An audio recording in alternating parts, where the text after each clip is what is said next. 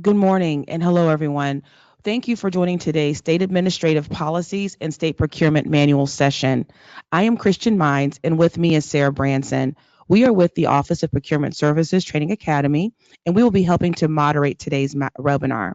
The purpose of today's webinar is to respond to your questions and to provide the necessary information to assist you with appropriately exercising your purchase authority. So before we begin, I do have a few housekeeping items to cover. First, if your computer does not have a built-in microphone, you will need to call in using a telephone. The call-in information is in the audio tab of the webinar pane. Second, if you have any questions during the webinar, please type them into the question box in your GoToWebinar control panel. Please provide your full name and agency in case we need to follow up with you. So for example, if you cannot hear or see the presentation, or if you need additional clarification to answers that are being provided. And then finally, as a reminder, all of the questions and answers will be gathered and distributed to all webinar participants within the week. So without further delay, here is our Chief Procurement Officer, Kelly Sanders. Thank you, Christian. Thank you, Christian. Good morning, everyone. I'd like to welcome those of you on the webinar as well as those that braved the weather and made it here to join us in person. Appreciate you being here. Really excited about the opportunity to touch base and share information about these two state administrative policies as well as the state procurement manual. We'll be covering those policies and discuss the manual, and then we'll wrap up with questions. But I do encourage everyone to feel free to send us questions, or here in the room, let us know if you have a question, because some of the content in these slides is pretty heavy, and there's a lot of information on there. So I definitely want to ensure that we do capture questions as you think of them as we're moving through the session this morning. And I will pause at the end of each topic so that you can definitely ask any questions that you may have. So again, we'll move on to first start covering our PMO-1 purchasing procedures policy. First of all, I want to say thank you so very much to the great collaboration we had in pulling this policy together. We had great feedback from the agencies, agency procurement officers, the chief fiscal officers, legal counsel. Can't say thank you enough for all the feedback on this draft. We've updated basically the policy to incorporate current revised code and administrative code requirements such as the requisite procurement program and the veterans preference. So as those came out up to this point, we've had to put out policy memos and now are pleased to be able to incorporate those into an actual standing policy. You'll also get to see for the first time as you review the policy that we have a glossary of terms included in both policies. And so you'll see terms identified in bold italics the first time, and you can know then that you can reference the back of the policy to know that there is a definition there. So this policy becomes effective February 1st of 2019. This policy replaces the DAS Directive GSD 12. And its purpose is to provide guidance to assist the agencies, boards, and commissions with appropriately exercising their purchasing authority. It also includes a statement that all procurements will be conducted in a fair, open, and transparent manner. On this slide, you'll see basically the topics that will be covered within this policy. And the policy presents these requirements in the order that they should be considered. So we'll start with the requisite procurement program. These program requirements were established in Revised Code 125.035 and Administrative Code 123.5.117. Basically, for purchases valued at $25,000 or more, agencies must see if those requisite procurement programs can provide the product, supplies, or services in the order that they're presented here in this table as well as in the policy. As part of that determination process, agencies will submit a request to purchase to DAS. At the point of submission, DAS notifies all of these requisite procurement programs.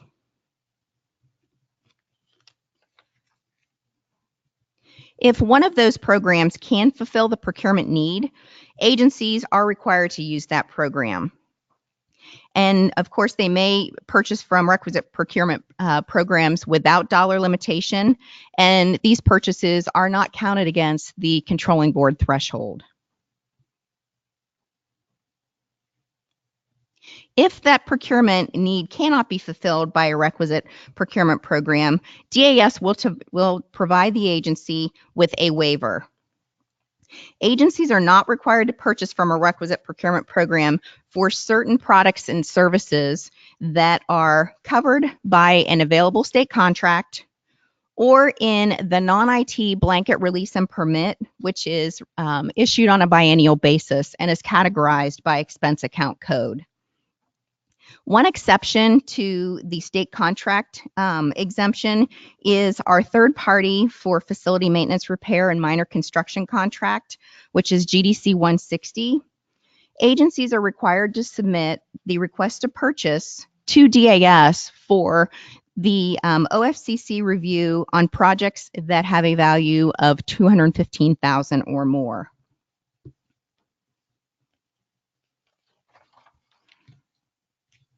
So I'll pause here to see if we have any questions regarding the requisite procurement program. Okay, so now we'll move on. Ani, we'll hand you the microphone. Just wanted to clarify the $25,000 on the requisite procurement programs. That's for the procurement services review, the review. But if it's less than $25,000, we would still be required to go with a requisite program. You should first. still, For yes. instance, like OPI has a lot of services and goods that they provide for less than $25,000, and we would go directly there. Yes, that is correct. Yeah, Okay. the $25,000 threshold that was established by rule is the process by which DAS then works with the agencies to coordinate that review through the request to purchase process with the requisite programs. Okay, thank you. Thank you. Okay, we'll move on to state contracts.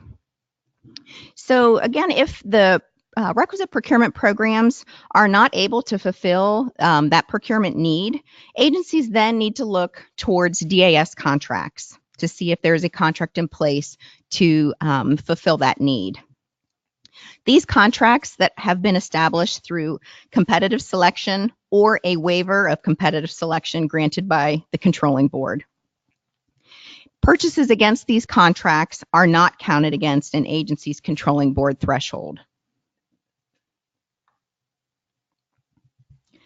So now we'll look at the different types of DAS state contracts. So there are mandatory contracts, and on these contracts, basically they've been established and agencies are required to procure the products and services available unless they receive a waiver from DAS. We also have optional contracts that agencies may use if they would like to.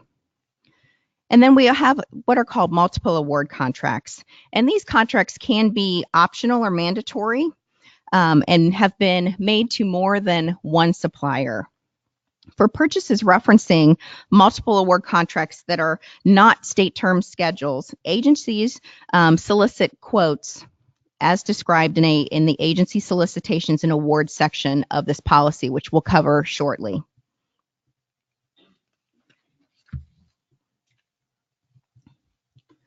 Now we'll talk about state term schedule contracts. So again, this policy incorporates the guidance memos that were issued in 2017. And they cover the requirements for use of state contracts, use of state term schedule contracts, excuse me. So as we look at use of those contracts, we are requiring a 3-quote minimum. And those 3 quotes must be obtained, not just solicited. So that's a key distinction. So citing that you didn't receive a response or a no bid does not meet the 3-quote requirement. If fewer than 3 quotes are received, then the agency must secure a waiver of no competitive opportunity from the controlling board for purchases referencing that state term schedule as the purchase authority. Use of direct purchase authority to make purchases from STS suppliers without referencing a STS contract as the purchasing authority requires controlling board threshold application. So basically, if you are making a purchase against a state term schedule, but are not referencing that as the procurement authority, so you're not referencing that when you issue the purchase order, you do need to keep in mind that the controlling board threshold does apply.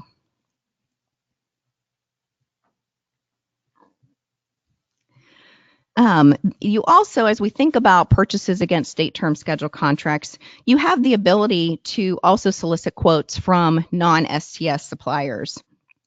So maybe you've not had luck receiving 3 quotes from STS suppliers, so you can broaden that base to non-STS suppliers. Now, if you do end up selecting a non-STS supplier, you need to be thinking about the direct purchase threshold and the controlling board threshold. So if that purchase will exceed the $50,000 threshold, you will need to seek controlling board authority. One of the key things to remember as we look at not only the STS contract purchases, but other purchases that we'll talk about today, is really making sure that we're capturing written justification for selecting suppliers that aren't the lowest price.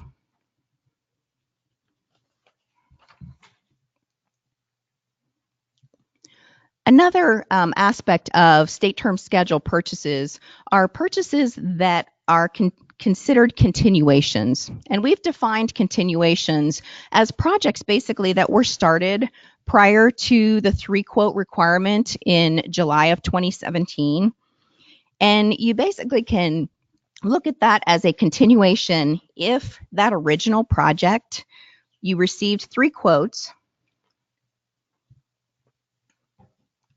or perhaps you had received a controlling board waiver for that original procurement. Another aspect of looking at the determination on continuation applicability is that project still within the original stated term of the purchase, including any renewals? And is that work reasonably related to the original project scope of work or effort? So I'll pause there to see if there's any questions related to state term schedule contracts and their usage.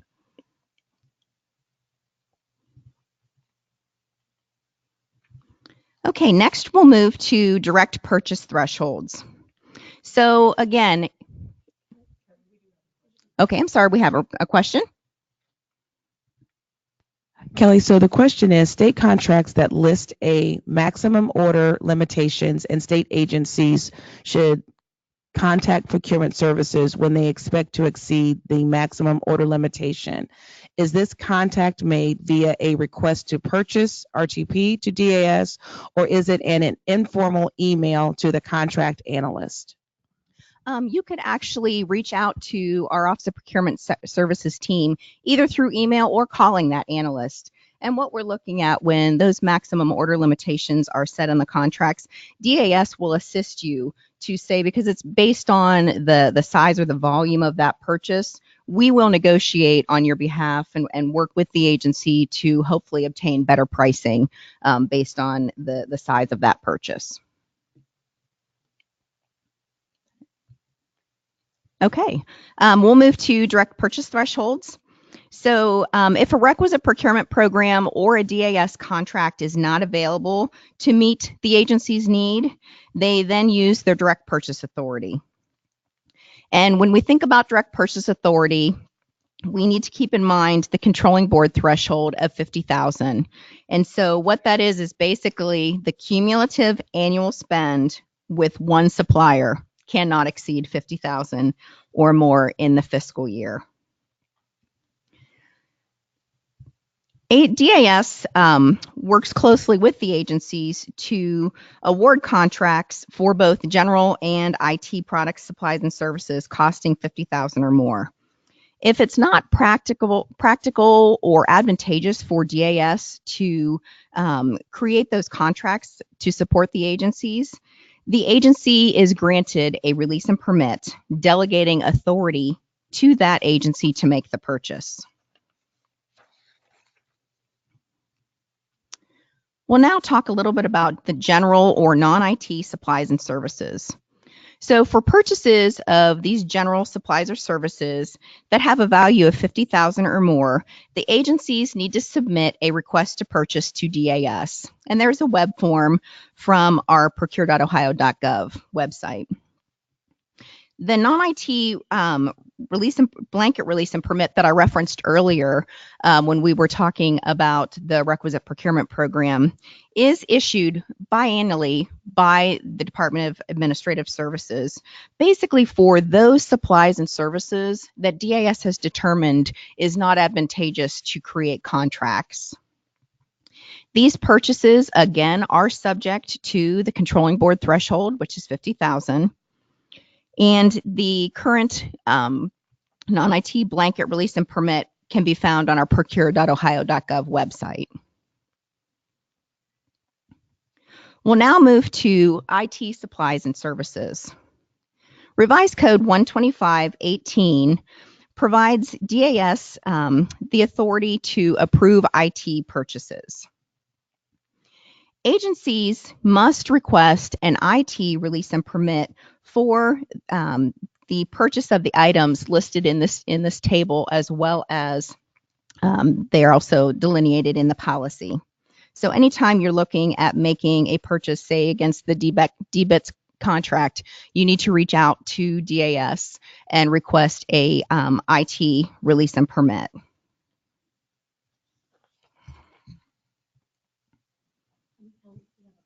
Okay.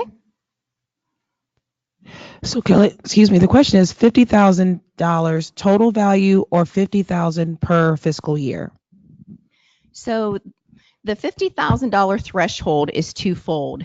So if there's a one-time purchase that you know is going to exceed $50,000, so the value of that purchase is, say, $75,000, that is where you need to seek DAS review of that procurement need. If, again, the agency will either work with DAS to establish a contract, or DAS may issue a release and permit to then seek controlling board approval.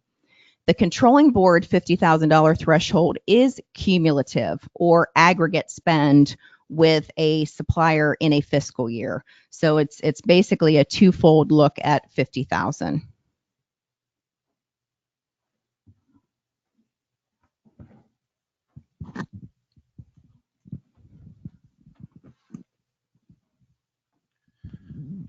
Just a quick follow-up. Are we still counting disbursements from previous year encumbrances in that $50,000 threshold? Yes, the disbursements are still included. Why is that? Do we know?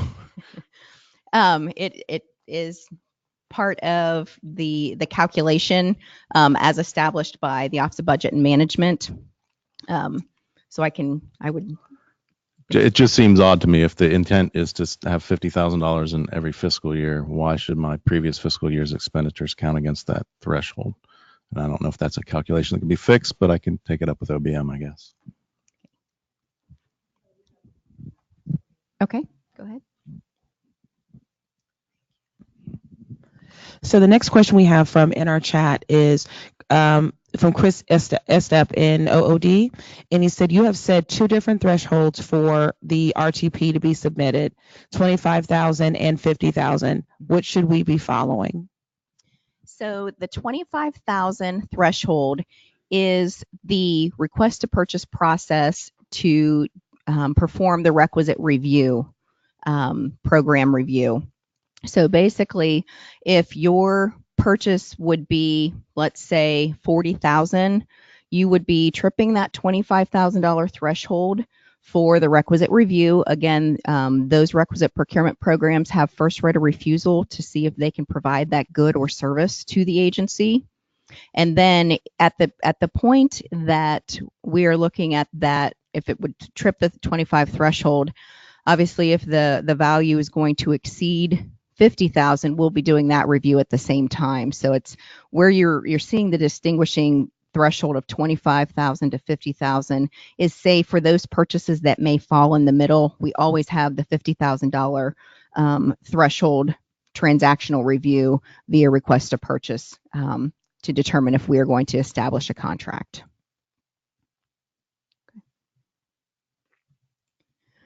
Okay, so we will continue on with discussion about the IT supplies and services. And basically, what we're looking at here is information related to purchase of telecommunication supplies with a per unit cost of less than $1,000. And basically, agencies utilize ServiceNow to process those requests, and there is a link provided in the policy. When purchases of these IT supplies or services exceed $24,999, the agencies must submit the request through the IT release and permit system, and there is, again, a link to that application. For purchases less than that $25,000 per request, DAS does issue an annual IT blanket release and permit for the agencies to reference for those purchases under $50,000. And as we think about, again, the thresholds here, those purchases are subject to the controlling board threshold. So are there any questions regarding IT supplies and services? Yes, Kelly, we do have a question. So first, a clarification question as well from the last response. So she asked, so to clarify, if we know that the good or service comes from a requisite program and it will exceed the $25,000 threshold, submit the RTP. If it is not part of the requisite programs, the $50,000 threshold applies. That was a clarification question from the last one.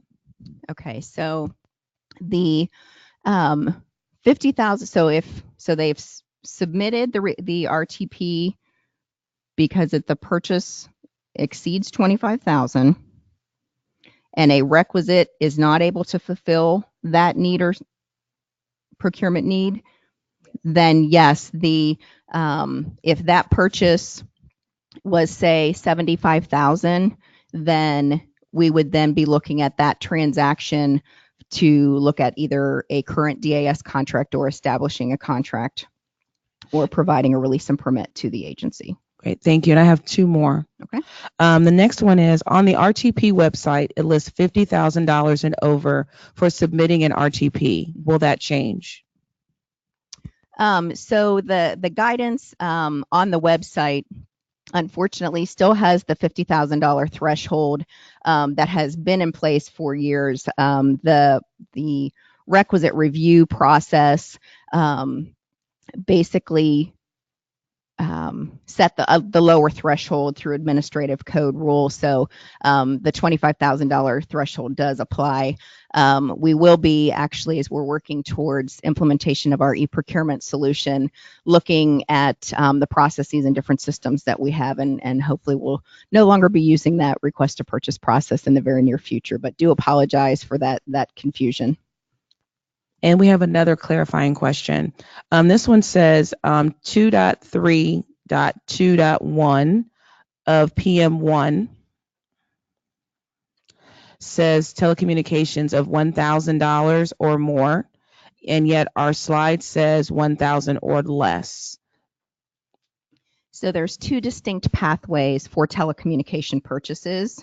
So again, if the purchase is with a per unit cost of 1,000 or more, the agencies submit a request for release and permit through the IT release and permit system. The purchases of less than $1,000 are handled through the ServiceNow application.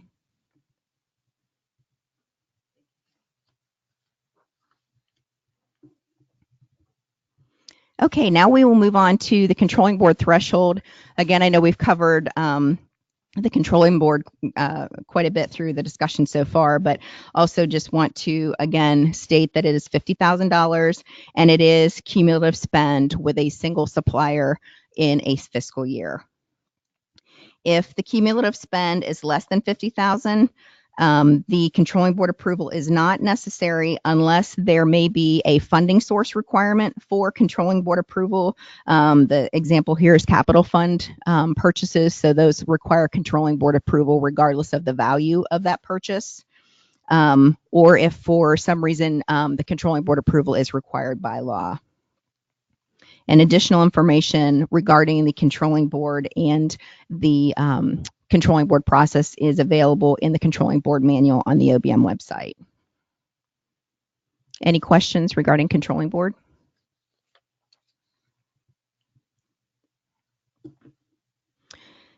Okay, so we do have some other required approvals as we look at the purchase of certain goods or services. So again, we've talked a little bit about information technology, but we're really looking at the review process for information technology to see if there is an IT optimization effort out there, or really just ensuring that the IT purchase, if that is available to be fulfilled through existing services or again through IT optimization. We're looking at those purchases. We also have the printed supplies and multifunctional print devices reviewed by our Office of State Printing and Mail Services team. And then vehicles are reviewed by our Office of Fleet Management. Any question on these required approvals?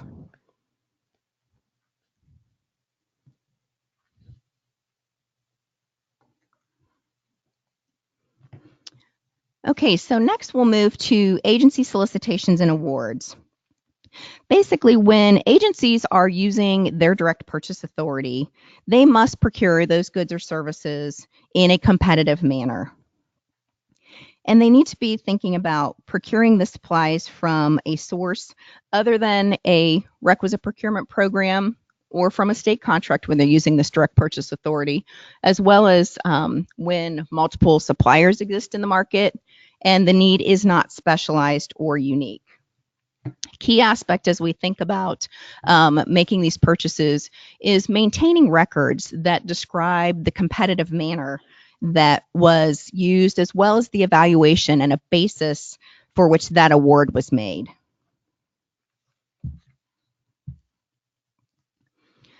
Agencies, as they look at their purchasing processes, should establish clear lines of authority. So your agency folks know exactly how those purchases should be made and who has the appropriate authority. Also keep in mind, separation of duties when you think about people that are originating or initiating purchases and those that are approving those purchases. And also, most importantly, really exercising due diligence with the expenditure of public funds.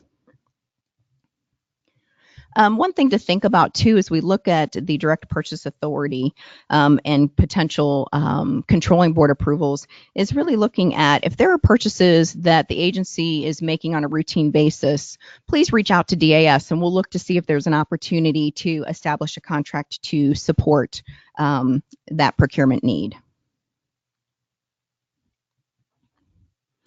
Okay, so again, as we think about the agency solicitations and awards, one difference in this policy that was an update from the previous GSD directive is the threshold has been raised from $500 to $2,500. And so as we look at that threshold, we're basically looking at purchases of $2,500 or less. Agencies should be looking at soliciting from multiple. And when we say multiple, you're looking at 2 or more suppliers when using that direct purchase authority or non-state term schedule optional contracts that have multiple suppliers on them. The purchases of more than $2,500, agencies shall solicit from those multiple providers and suppliers. And again, also be maintaining records describing that competitive manner and the basis of those awards. So I think the thing to think about here again is that threshold increasing from 500 to 2,500, as well as soliciting versus obtaining quotes. And again, this is non-state term schedule purchases.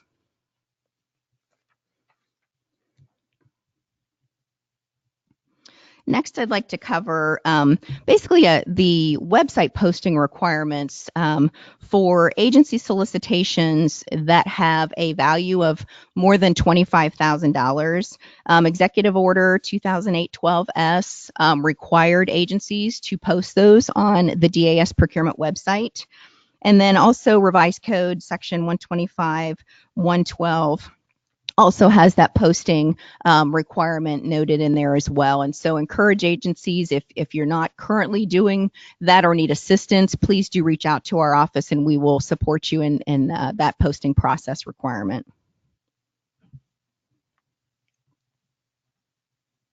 The next thing I'd like to cover is the sole or single service or single source procurements.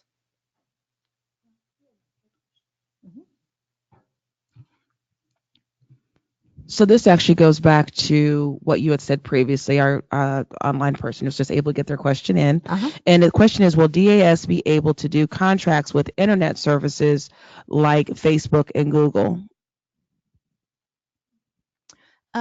We will be, so I'm taking that down, as I know we've been working on looking at contracting with Google, but I will take that as a takeaway for our IT team and get back with our team on that. Again, that'll be captured as part of our questions and answered after this session.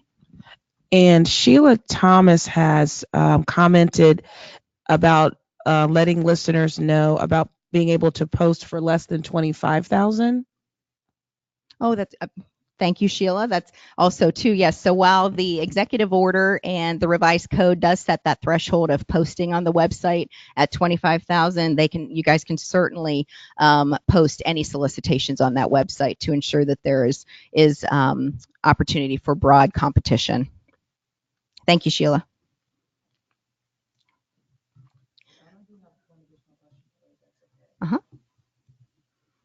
And this question comes from Erica Johnson. For DPA purchases over $2,500, does solicit to only mean request? Does it matter if you don't get a response?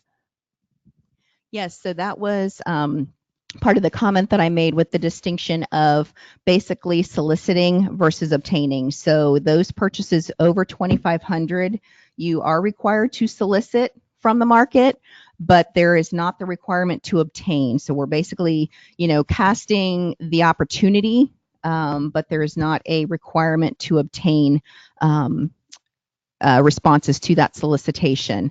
Again, these are for non-state term schedule purchases because we do have a requirement to obtain 3 quotes for those state term schedule purchases. Thank you, Kelly. I have one more question from Chris Wells.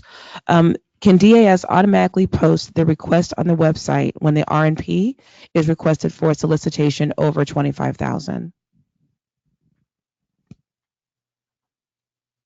Okay, can you read that again? I'm sorry. So can DAS automatically post the request on the website when the RNP is requested for a solicitation over $25,000? So if I'm understanding the question correctly, so an agency has received a release and permit for a purchase over $25,000. Basically, the posting requirement is once a solicitation has been developed. So at that point in time, when there's just a request to purchase and a resulting release and permit, at that point, more than likely there is not a complete solicitation. But again, at the point that the agency has received a release and permit from DAS, they then can move to post that solicitation. Currently today, as part of the request to purchase process, we're not asking agencies to submit solicitations because, again, we're trying to review those purchases prior to the agency expending a lot of resources to develop solicitations if there is a requisite that may be able to fulfill that need or an existing DAS contract. So just to make sure, Kelly, that he followed up with when we are requesting. Does that change that answer at all? No, it does not, because again, when at the point of agency submitting a request, there is not a solicitation that is attached to that request that DAS would be able to post. Now, certainly DAS can support the agency in helping them get that solicitation posted if they receive a release and permit to manage that internally within the agency. Okay, thank you. Okay, so again, I'd like to just take a moment to touch base on the sole or single source procurements. This is, and I know this is kind of a heavy slide, but I felt it was important because this is the first time that in my state career that we have seen a actual definition clearly defined what the expectation is around sole source and single source. I know many times people think that sole source applies across the board, but it's very important to think about and understand the distinction between a true sole source and a single source. So again, basically a single source procurement is basically a procurement from a selected supplier, but a key distinction is there's other suppliers that can provide that good or service. So as we think about a single source procurement, really need to think about what process you went through when you originally selected that supplier. Again, was there a competitive process that was done, a competitive manner procurement? And so when you think about that, you really need to put the test to say, has there been a strategic investment at the agency based on selection of this supplier? And really need to fully understand that there is solid and sound justification for continuing that purchase. And again, we've listed here, again, strategic factors such as continuity of services, standardization, specialized capabilities, warranty, et cetera. That's, not an all-inclusive list, but I think the key as you look at this and determine if there is truly a single source procurement, you need to understand how you made that selection and why it is justified to continue without doing another competitive selection.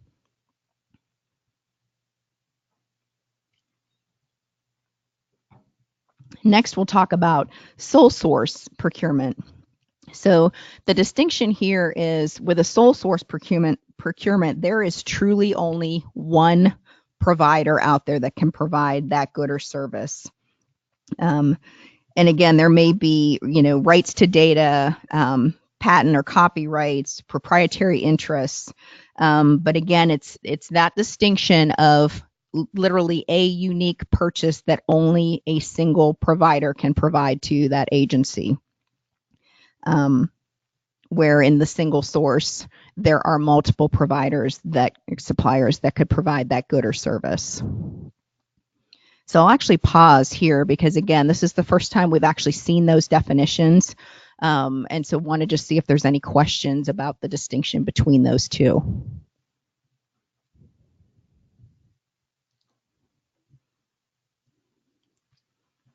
We've got a question in the room. I don't know if I really need this. I just have a question from the standpoint of, can you hear me? All right, I just have a question from the standpoint of MBE, because currently right now, if they go to the controlling board and they select sole source procurement, we exclude that purchase. But in here, this definition states that, from one supplier be substantiated because the requirement involves supply service. How does that relate to like IT companies? You have PeopleSoft and they provide a specialized service and somebody wants that, but there's also other services out there that provide the same thing but differently. How do they make that distinction that this is a sole source or a single source? So again, I think the key when you think about single source versus sole source is with a single source procurement, there was some process or some competitive process that the agency used to begin purchasing those goods or services from company X. So again, the key aspect of that is there was multiple suppliers that could have provided, let's say, that widget, but they went through a process, selected the widget from supplier X, and have now made an investment in those widgets. I guess widgets are a bad example, but they've made an investment in that type of supplier service where it would not be advantageous to the state to not continue using that, because again, you've got an inventory of repair parts to support, again, a type of machinery that you've purchased. Again, it's really looking at, there was a multitude of suppliers that could provide the good or service. The agency went through a process, a competitive process to make that selection, and now are justifying that there is valid reason to continue because it's not advantageous to the state to switch direction at that point in time. So initially that would be a single source person. Mm-hmm. Yes, that would be a single source. So single source is if there are multiple providers that could provide that good or service. Talk. Oh, multiple people made the widgets. For whatever reason, a state agency decided to go with company X. That's a single source purchase, right? If there is justification, again, a strategic justification for continuing. There may be, other times where for a purchase that we make in July of 2018, we purchase those widgets. We're going to use that widget for the next year or 2 years. It may make sense at the end of those 2 years or when that supply is gone that we then go back out to the market because there's not been a strategic investment.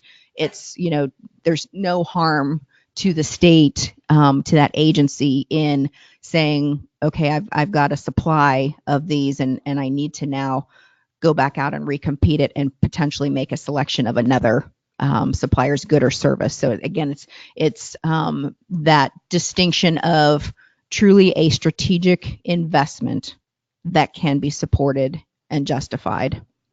But once you make that single source purchase, and now you're into that system and years go down the road, and now they say, well, we need to upgrade all the software in it.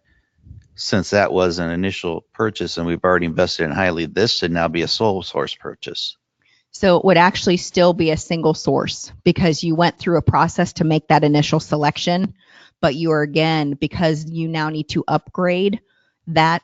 So it's, again, the agency would look at, does it make sense to upgrade this solution or potentially go back out and look for a new solution? So you're weighing those, where are we at in the life cycle of that product to say, should we, do we have a justified reason to continue with that single source provider? Be an example of a sole source procurement? I know you say nobody else produces that, but that's probably not true in the world, right? I mean, somebody else is producing something somewhere. So again, if there are proprietary rights or patents or, of course not, one's not coming to my No, that's mind fine. right now. I understand from that standpoint. Oh, thank you. Our medical manager threw out their Narcan. So again, that is a very good. Thanks, Kel. Basically, that is a supply that is sole source, and you have to, you don't have the opportunity to find that from another provider. Okay. Sure.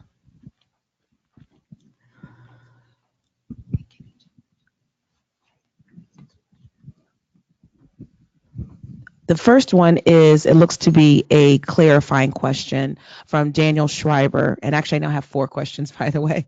So he said, single source can only be used after an initial bidding process, only for renewals, in other words. Yeah, so again, you've gone through a competitive process to make that selection originally, and then now there is a reason to continue strategic investment based on that initial selection process. Thank you, Kelly. Beverly Hoskinson has a question or suggestion that she's asking. Would DAS consider a speaker or educator selected to provide training? Supplier is a specialist related to a specific topic unique to the business to be considered sole source. If not, what will we need to provide DAS supporting our position? Okay, so two things that I'd like to cover with that. So again, on speakers and training, again, you're going to be going through some process to make that determination of why you feel that provider, why you've made that selection. So I would tend to say you're doing a competitive manner process to make that initial selection.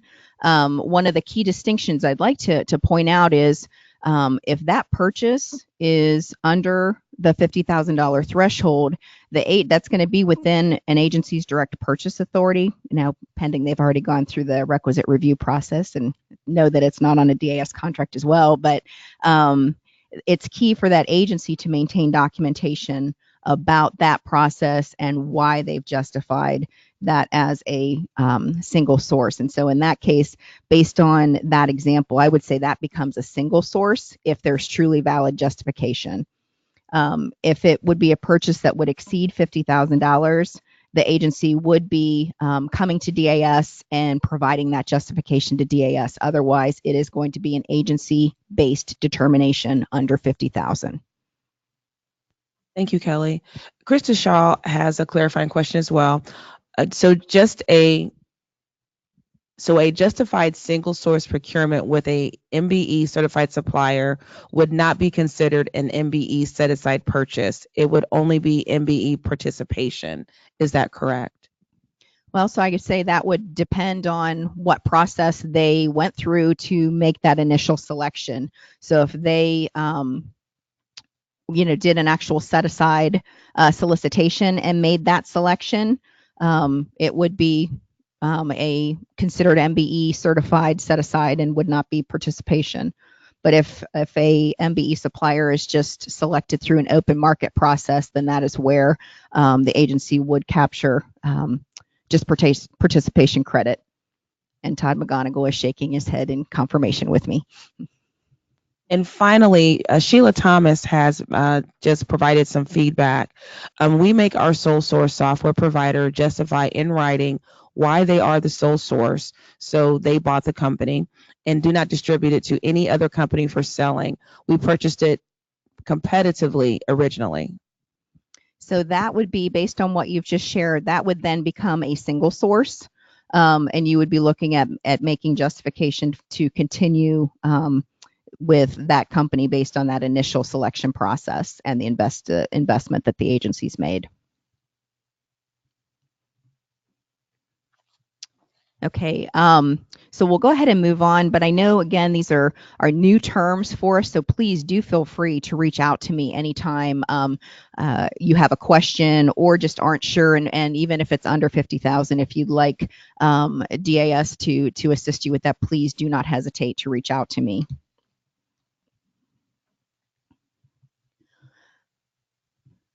So we do still have, a little bit more here on single source procurements. Again, a key thing as we look at sole and single source procurements is if the procurement will cause the agency to exceed the $50,000 threshold, then the agency will be submitting a request to purchase if it's a non-IT purchase, or an IT release and permit, again, if it exceeds the $50,000 threshold. And you must provide written documentation to support either that sole source or single source procurement when DAS will be reviewing those purchases. Key things to think about when we talk about what does written justification mean, capturing the efforts that were made to find other responsive suppliers and a determination that none were found, how that determination was made and the anticipated cost would be fair and reasonable, the agency's history with the supplier, and any other facts supporting that selection process. Again, approved purchases that are released by DAS are subject to the controlling board threshold.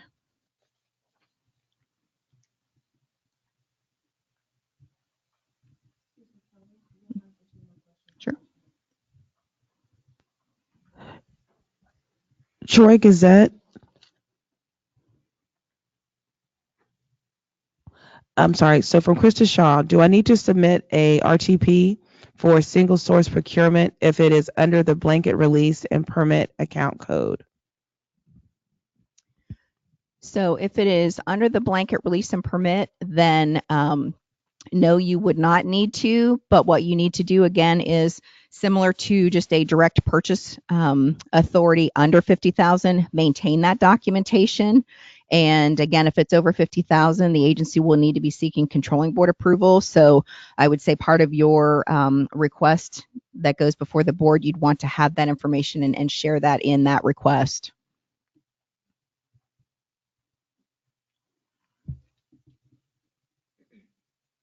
Okay.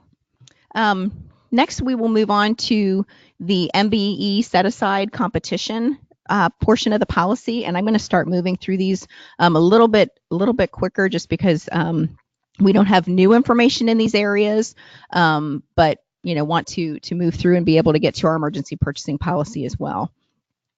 So again, revised code 125-081 requires agencies to set aside 15% of total eligible purchases. And key aspects of that we talked a little bit about already is that set aside solicitation needs to be a sheltered process, that they're soliciting only Ohio certified MBEs. And a key to remember that you mark the vouchers in OAKS as MBE set aside so that you appropriately capture that credit, and monitor those plans with EOD to ensure that you're adjusting those as necessary. This slide covers basically the selections that you can make by making different considerations as you look at your plan and what purchases you may want to set aside. You may want to look at, there's various categories, and you may want to alternate setting them aside. So at one point you do it through the open market, and the next time you do it set aside. The length of time that contract has been set aside or held by an incumbent supplier. That the contracts or purchases may be able to be split into smaller contracts or multiple contracts to allow small businesses to compete for those opportunities. And prior to deciding whether that procurement will be set aside, check your progress and how you are doing against your MBE projection plan for that current fiscal year. Any questions on MBE? Okay, we'll move on to EDGE purchases. Revised code 123-152 requires agencies to participate in the EDGE program. As part of this program, we're really looking at taking those steps to foster and encourage participation with underutilized businesses. And really looking at including those participation goals for construction contracts and RFPs when subcontractors are used. Looking at determining EDGE participation feasibility when competitively procuring those supplies, services, construction, architecture, and engineering and professional services. And really removing any barriers, from their procedures that adversely impact those socially and economically disadvantaged businesses. And then looking at, again, the barriers, removing those barriers, and setting those goals and meeting those goals established by DAS, which is currently 5%. And then the quarterly reporting with the Equal Opportunity Division.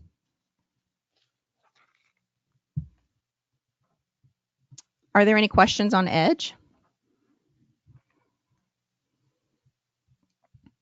Okay, the next piece we'd like to cover is on preferences. So basically what we are covering here is we've had the opportunity to incorporate in the policy the Veteran-Friendly Business Enterprise Program. Key distinction here is that the code was written that agencies shall exercise this preference when they are looking at bids as well as proposals. The next one talks about the Buy Ohio, Buy America, recycled products, and bio-based products. And those are, required. The Buy Ohio and Buy America, DAS is required to utilize those preferences. Agencies are not required, but we really strongly encourage agencies to keep those preferences in mind for their solicitations. And a key aspect when you are looking at those preferences is you want to make sure that you're putting information about the preferences within that solicitation document. Any question on preferences? Okay, one of the things here just wanted to touch on is really making sure that everybody understands that unless we've otherwise noted it within the policy, you really need to follow the procedures regardless of how you're paying for that good or service. And then also when you're purchasing from state contracts, making sure what acceptable forms of payment are available. And then there's additional information on the payment card program within the FinSource. And then also wanted to just touch on, there's two sections of code that talk about really ensuring that agencies make sure that they truly are authorized to make those purchases before you make the purchase, because people can be held liable if they proceed with a purchase outside of the required guidelines. Any questions on those two? Okay.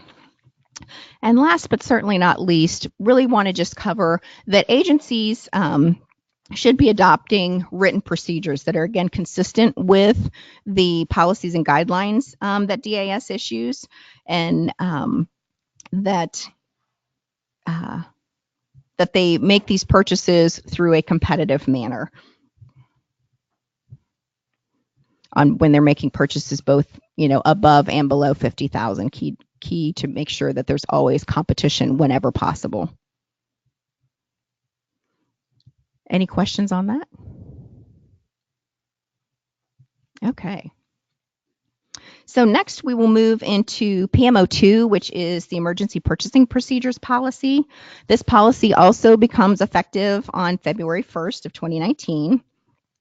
And this policy provides basically the agencies with what they need to facilitate purchases during either an emergency or a state procurement emergency, and both are defined in code.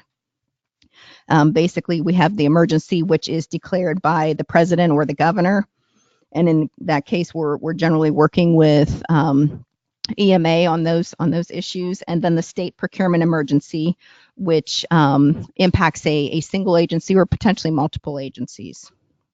And again, just want to say thank you to everyone for their collaboration on this policy as well. The policy basically is established to ensure that we are buying supplies and services from suppliers during an emergency or state procurement emergency in adherence with the policy. And really, when we think about emergent purchases, those purchases need to be limited to only those supplies or services necessary to respond to that emergency or state procurement emergency. As we think about preparing for an emergency or state procurement emergency, really thinking about what could happen at your agency, what supplies or services might you need on an emergent need, and working with DAS to say, do we currently have a contract that would meet that need, or is there a gap in coverage, and we can work together to see if there are opportunities to put in other contracts on a contingency basis that would be there to support our agencies in the event of a state procurement emergency or an emergency. During an emergency, again, these are declared by the governor or the president. The director of public safety or executive director of EMA will submit a request to DAS asking for the suspension and looking at the suspension of purchasing requirements mandated by Revised Code 125 and 153.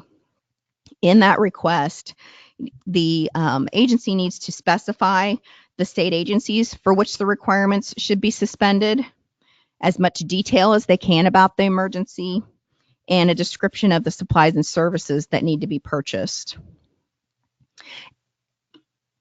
DAS will review the request, and if that request is approved, provide notice to the Director of Office of Budget and Management, the members of the Controlling Board, and the Director of Public Safety and the Executive Director of EMA. And then once the request is granted, agencies should just keep in mind that whenever practical, follow the policies and procedures outlined within PMO1, and that those purchases, because we have suspended the purchasing and contracting requirements, are exempt from controlling board threshold. We will now move on to a state procurement emergency.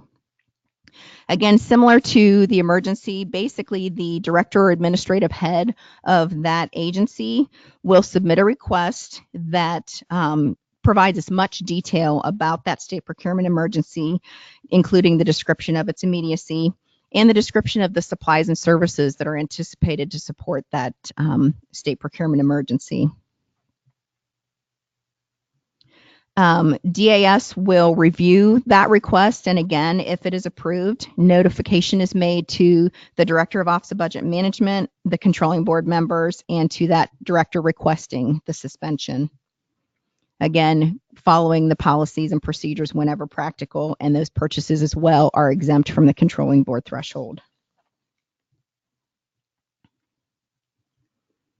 We also may have a situation where it's actually a public exigency, which would, as opposed to a state procurement emergency.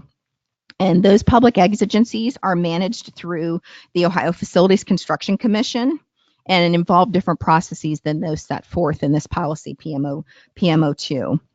And agencies encountering these situations should contact OFCC. We also, many times, agencies will reach out to DAS, and then we work in collaboration with the agency as well as OFCC to make that determination if it's not clear cut. So after an emergency or state procurement emergency, there is a requirement to file a report with the president of the controlling board within 90 days. And basically, within the policy, we've got a format of the information to provide to the controlling board president. And a key aspect to think about this reporting requirement is what you need to do with the controlling board. There is not a need to present a request or appear before the controlling board. It is just a reporting requirement. And I've also had conversations with agencies where maybe they've submitted a report and then another valid invoice comes in. In those situations, I would just recommend that the agency file an amended report. Again, once they've confirmed that that is a valid invoice and that it was truly a part of that emergency or state procurement emergency.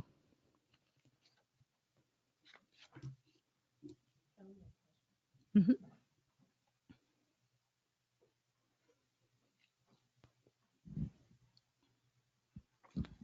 Kelly, are agencies required to file that directly with the controlling board, or are they to go through procurement like they did initially to get the exemption from following? No, the reporting requirement is directly to the president of the controlling board. Okay, thank you. Any other questions? Okay, I apologize. We're running a little long here. Next, just wanted to talk about the state procurement manual.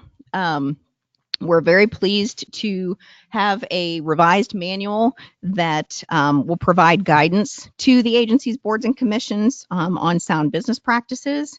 And it's really the primary audience of this manual is for the APOs as well as other agency level personnel that are engaged in the procurement process. It was a collaborative work group that worked on this manual, and I've got a few folks here in the room. Thank you, and to those of you that may be out there, truly appreciated the many long hours and review of the drafts as we moved through this process. The manual basically follows the procurement life cycle. So it's organized very differently than the previous manual, and talks about kind of planning, solicitation and award, as well as contract administration. It contains requirements that we've just gone over within policies Pmo-1 and 02, and provides some more operational and tactical details around those policies. And also provides references and links to related sections of revised code and administrative code.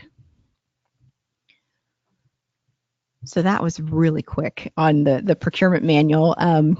So does anybody have any questions?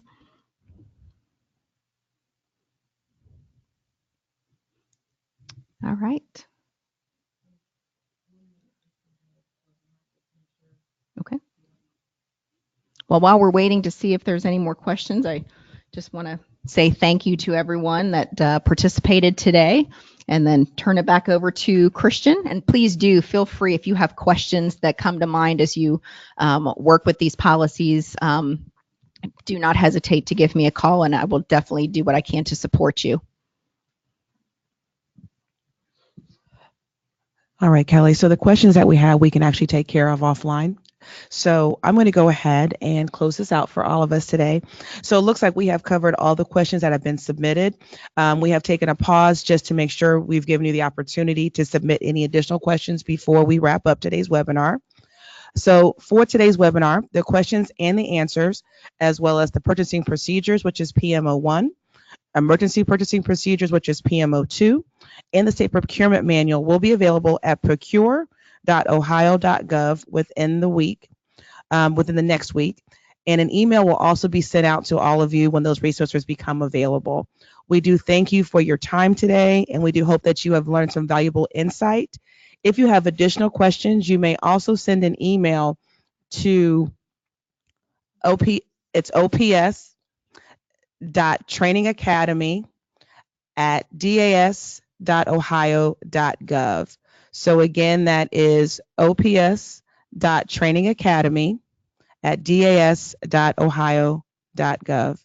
Thank you so much, and enjoy the rest of your day.